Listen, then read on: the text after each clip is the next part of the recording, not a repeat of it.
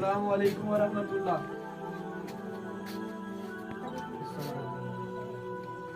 अंदर है कोई?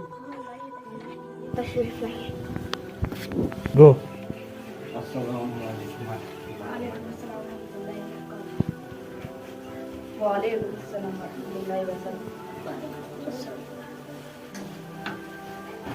अल्लाह रब्बुल इज़्ज़त का बहुत फज़ल व करम हुआ जिस अल्लाह रब्बुल इज़्ज़त ने हमें दीन की निस्बत से मुलाकात करने की तौफीक अता फरमाई।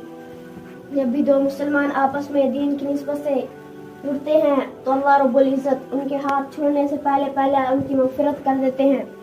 अल्लाह ने मेरी आपके और तमाम बसने वाले इंसानों की कामयाबी अपने मुबारक दीन में रखी है।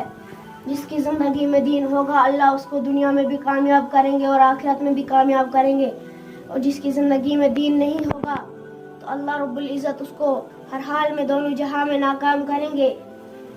तो इस दीन के सिलसिले में आपकी मस्जिद में जो है जमात आई है, तो आप हमारे साथ उधर चलें। उधर अभी बात हो रही है, आप वहाँ जुड़े।